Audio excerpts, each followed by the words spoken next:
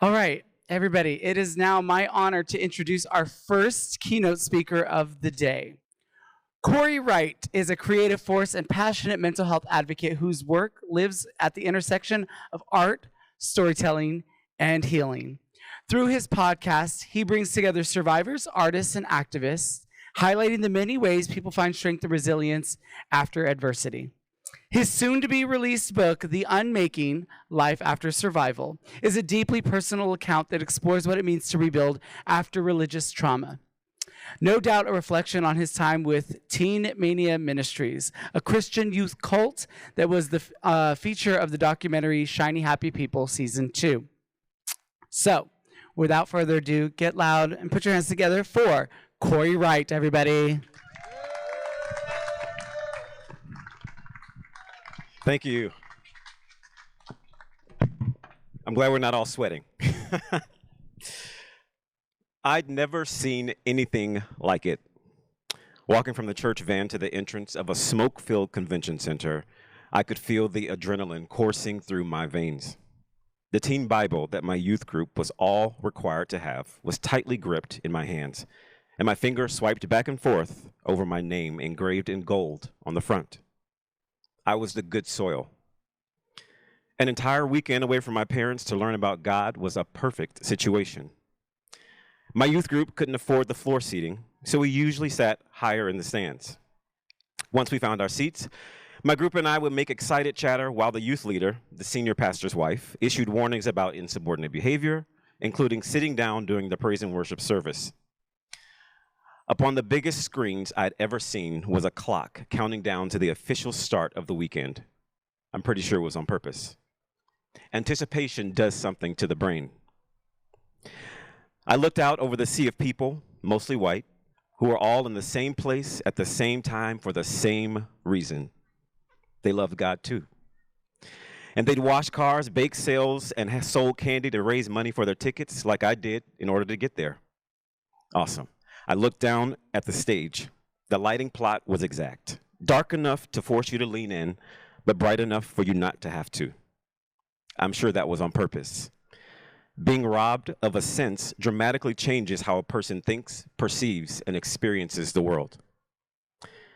In my hands was the book that every attendee got. It included the entire weekend sermon filled with fill in the blanks so you could follow along and complete what needed to be completed based on the teachings. Smart. Keep us engaged. Write the vision and make it plain. Inside the follow-along book were advertisements for merch, mission trips, and some school academy thing. All the people in the non-conventional brochure looked like they were having a good time. I'm sure that was on purpose. Through social comparison, when we see other people having a good time, we may perceive their lives as being a bit more fulfilling than our own, which can lead to a sense of inadequacy or a desire to improve our mood by joining the group. I had a desire to improve my own mood by joining the group. Deep down, I had a desire to improve my own mood. But it would be years before I'd take the step. My mind drifted to the moments when I was afraid and lonely, and the only thing I felt was God telling me to believe a little harder. To believe a little harder for this loneliness to go away. I was broken out of my spell by the swelling of screams of all the youth around me. I looked up at the big screen, and on the clock there was less than a minute left. My legs started to shake like a jackhammer. Wait, the smoke got thicker? I really had to focus. I squint and see people moving onto the stage, musicians. They take their place at their designated instruments. By now, we were all in one accord, in sync as one big stadium-filled rapid breath. The crowd of us chanted, 10, 9, 8, 7, 6, 5, 4, 3, 2, 1. Explosion. The heat from the stage reached my face and my insides were shaking with more pyrotechnics and screaming teenagers. Then, from the smoke rang a piercing voice that slammed itself against every chair, wall, and pancreas in the convention center. Who's ready to worship the King of Kings and the Lord of Lords? The source of the voice parted through the smoke with outstretched arms. It was Ron Luce. I'm immediately drawn to him. He's got charisma, a voice that's filling an entire stadium. He's white. Christian. I didn't realize at the time the internalized racism that I was holding, which absolutely leaned in Ron's favor.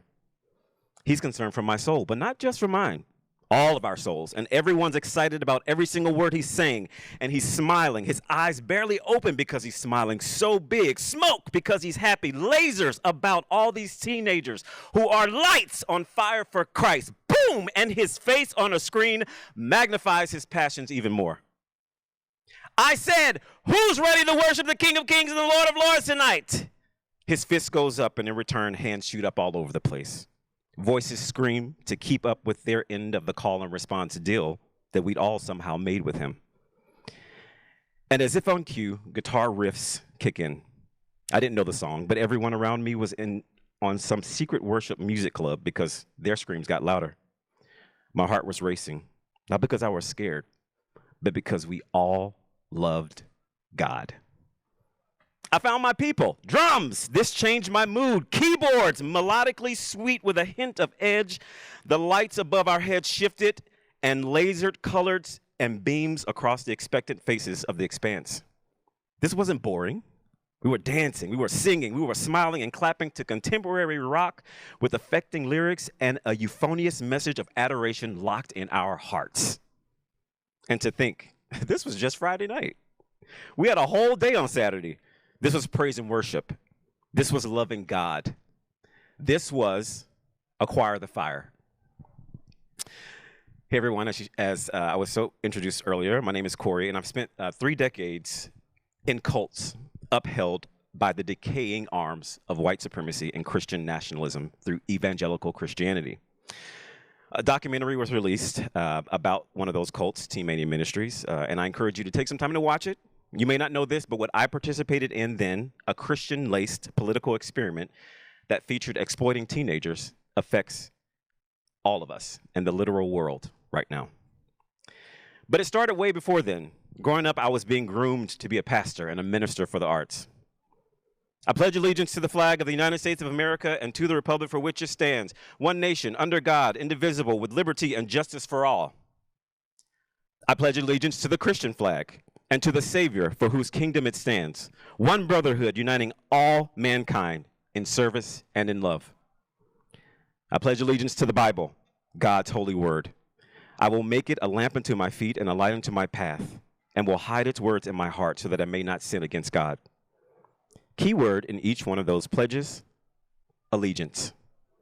Allegiance is the result of conditioning. Allegiance to a country that did not like me. Allegiance to a flag that did not cover me. Allegiance to a Bible that did not include me. Yes, there is a Christian flag, and we pledge to it. I said these words 5 days a week, hand over my heart, my little eyes intensely fixed on each flag. The Christian flag was right next to the American flag. Positioning mattered for visibility. And we had to turn our little bodies just enough to face whichever flag we were addressing. I think about the actual meaning behind these words and how nice they sounded then and how off they sound to me now. I'm incredulous. The goal, indoctrination. For those of you who don't understand the cultism of the MAGA movement, evangelical Christianity, and Christian nationalism, you have to know that that's by design. The more you don't understand, the more they feel misunderstood. The more they feel misunderstood, the tighter they can cling to the idea that they are truly separate from those around them. Being misunderstood enables them to move through the conditioning process without ever feeling the sting of rejection because they're expecting rejection. And when you challenge them, they see it as rejection. And rejection is interpreted as persecution. And they count persecution as all joy, even if that persecution on the most extreme level means death. To die for the sake of the indoctrination is honorable. Jesus died as a part of the hope of the indoctrination. And wouldn't it be thrilling to be like Jesus? Well, it depends on whether you're ankle, waist, or neck deep. People think indoctrination is focused on inserting beliefs, planting seeds, and stuffing kids to the brim with Bible verses, rules, and songs. That line of thinking has led us into an energetically uphill battle with the ideals being taught rather than where they should be, dismantling and demolishing the actual process of indoctrination. I agree that the ideology being taught isn't always helpful, kind, or loving, but landing on a goal of simply circumventing the messages leaves much more live wired. Indoctrination goes deeper than the ideals because guess what? The ideals change. Oh, baby, they move those goalposts. Don't make God's house a marketplace unless it's for books, coffee, CDs, and private healings. Blessed are the poor unless you're the pastor. Then take up another offering and buy another jet and a mansion. Love your neighbor unless they're brown and appear to be appear to be from another country. Suffer the little children so I can exploit them. When an individual becomes indoctrinated, they typically don't take advantage of the free opportunity to connect with answers rooted within the sturdy walls of genuine self-reflection. What they're participating in is self-thinking according to the indoctrination. And because they're indoctrinated, they don't know the difference. And that's exactly where I was. Keyword, was. And that's the message of hope. Where I am now is I've spent the last year deconstructing, and now I am fully atheist. And I wrote, thank you. And I wrote this book not for people who are on that side of things. Because here's the thing, they're not changing their minds. And neither are we, right? Because there's a certain level of conviction that we have about those things. Them as well. They have to come to that on their own. This book I wrote, my mission is for people who have questions or know people who have questions. Just questions. Because the antithesis, the kryptonite for indoctrination is actually curiosity. It's asking questions. It's hope. It's agency. It's autonomy. It's you challenging things. So I want those people to know that they don't have to do that journey alone, because I didn't do that alone. And actually today I have here with me an individual who I met 24 years ago at the cult, and we have remained friends. We're both deconstructed right now, but I would like to introduce Matt to come up and to say a couple of words to individuals. Yeah, you can give Matt a hand. Yeah. I asked Matt, I said, what would you tell someone, because he went through it before I did. What would you tell someone, or what would you tell yourself, who individuals who have those questions, individuals who are on that edge or who are too afraid to move in one direction or the other? That's a very good question. How you guys doing today? My name is Matt. I met Corey back in East Texas at the ministry, and if there was something that I could tell myself 24 years ago, or 25 years ago when I first got saved, is to stop being so afraid. It's really just that. When I learned to stop being so afraid of an imaginary place where you're going to go if you don't follow the rules and obey the way I tell you to obey for control, right? For me, that was what it was. And the more I leaned into that question, because it wasn't overnight, you have to think, when you are changing your identity, that's a lot of work, right? People aren't willing to do that. You have to uncover things that are a part of your heritage, a part of your makeup, like how you see yourself, how people see you. That's a lot of work. And that's just, a lot of people don't have that brain space to even try that. And so instead of like getting into the weeds, I just thought about, why am I so afraid? And when I learned, it was wild, because I was watching, at this point in time, the Olympics happened in 2012, I think, and they were coming through America, the gymnast team, and we had a whole friend group in New York City. We're about to go see all these people flip, and we got on this really deep conversation about God. It was totally random, and I just had this clear moment with 5, 6 friends, and I just said out loud, I said, I don't think hell is real anymore. And it was just so clear to me. And once I kind of crossed that chasm, all these other questions became available to me, all these other ideas. I was no longer afraid to think or have a radical free thought, right? And so I would say, hey, Matt, I see why you're so gung-ho about this, but you don't have to be so afraid of your future. You don't have to be afraid of what they're telling you is coming down the pipe. So that would be what I would say. Yeah. Forget fear. Yeah, live free. Thank you. That's good.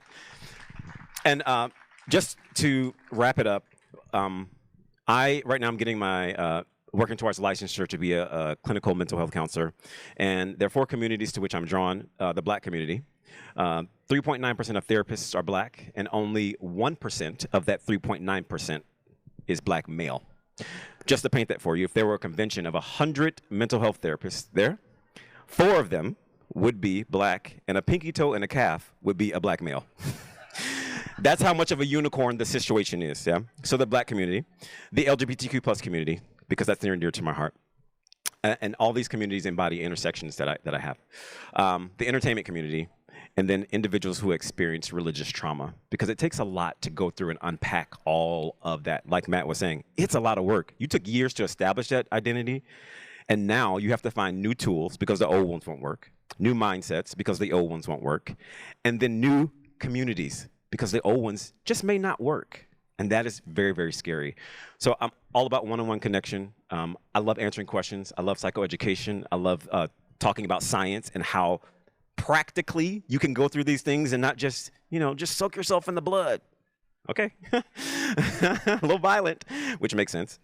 But I truly do have a passion for people and for them finding the best versions of themselves outside of the bounds of fear, because fear is the currency of religion, outside of the bounds of oppression and control, outside of the bounds of confusion, because we're just human beings and we have to make meaning in our lives.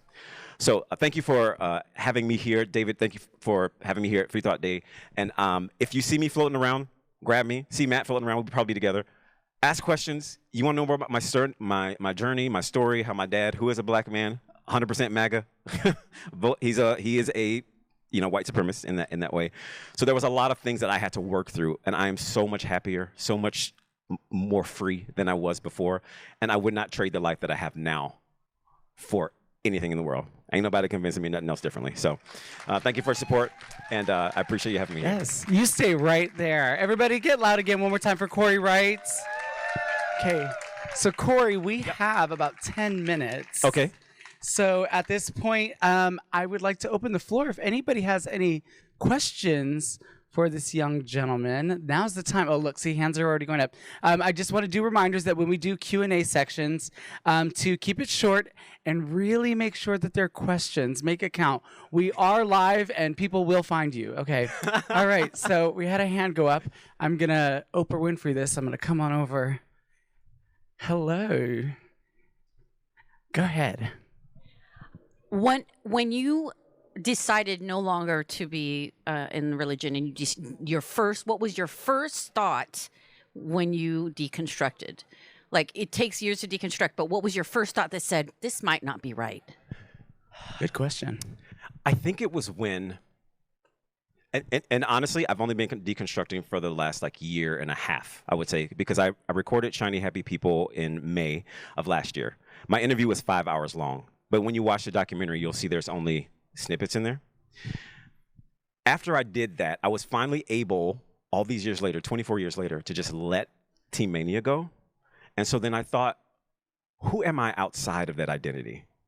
Whenever I did something good, I had to go praise God. Whenever something bad happened, it was the devil. So there were all these, I was like, what, am I not in control?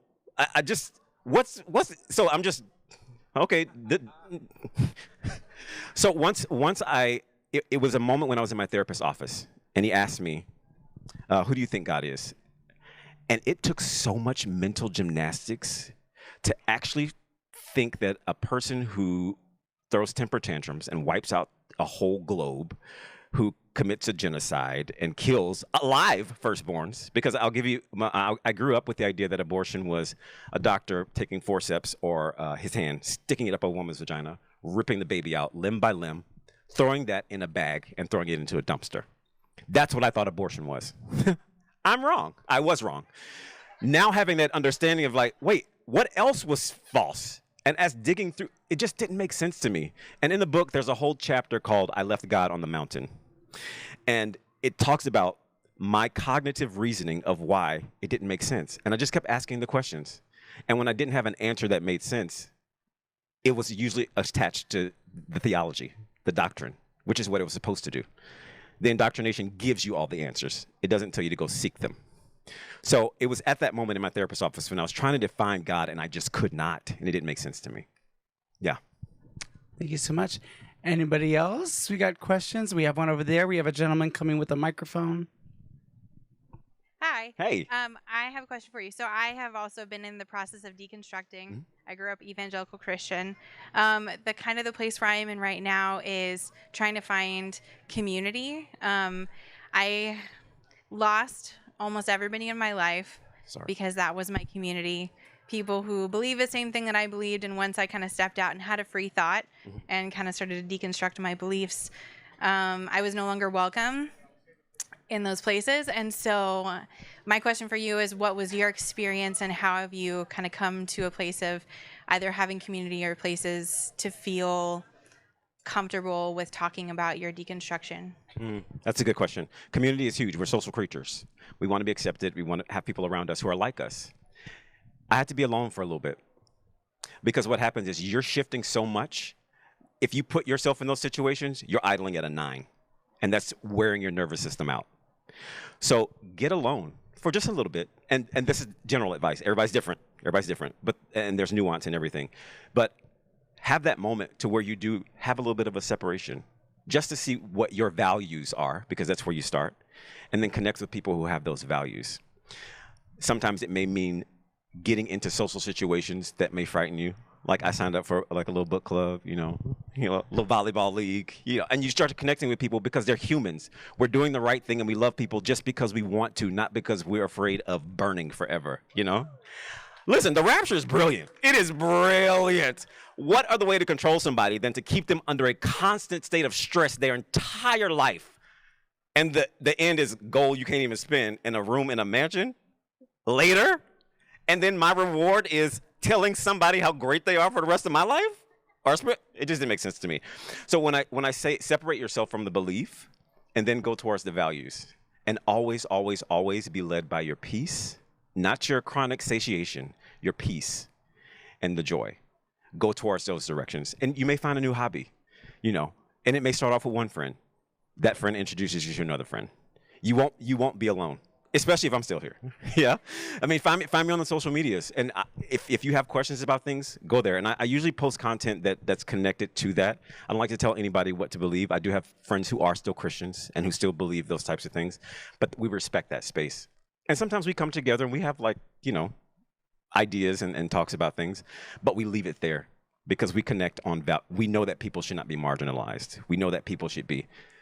And people who don't want you to be in their circle, you don't want to be there anyway. You know what I mean? We just have to let that go. And a part of it is the fear of not finding another community. If you tell yourself you will find another community and put forth the actions, you'll find another community. Case in point, right? You're like, I'm looking for a community. Turn to your left. Yeah, everybody turn to your neighbor, yeah? Kind of thing. Yeah. Awesome. We have time for one more question. If somebody does have one more question. We do. We have one right there. Actually, the dog has the question. I saw the I saw the documentary and wondered have you been in touch with the others that participated and what's happening with them? Yes, actually, speaking of community, I didn't know any of them before the documentary happened. We recorded our segments on different days, and then the producer had all of our information together, and so we have like a signal chat. Nothing leaks from that signal chat. So we have a signal chat, and whenever one of us needs support, because not everybody's been so kind. I mean, there was one girl in the group, she has been called everything under the sun, and it hurts my heart because now I've gotten to know her. But some of them are involved in mental health, some are, in marketing. They have normal lives, but they're also platforming themselves to speak against, not speak out, not against, I don't want to say against, to introduce new ideas, to provide a space for people to be safely. That's why I delete comments. When I see somebody who's going off, I don't argue with people. I don't have time for that. Delete, because I want my space to be safe for people to come and drop whatever they need to drop if they're trying to figure it out. So we're communicating with each other, and we each have our own ways that we're dealing with things. Some people, that was their thing, and they, that's what it is. And for others, they are going into mental health, or they're writing books, or they're starting podcasts, or things like that. Yeah. Bless you. Oh, no. Okay. Salute. All right, thank you. Everybody, round of applause for Corey Wright. Thank you. Thank you. Thank you. Thank you. Please go and check him out on season 2 of Shiny Happy People, which is on Prime Video. You can take that right over there. Okay. Yeah. And then, of course, his soon-to-be released book, The Unmaking: Life After Survival.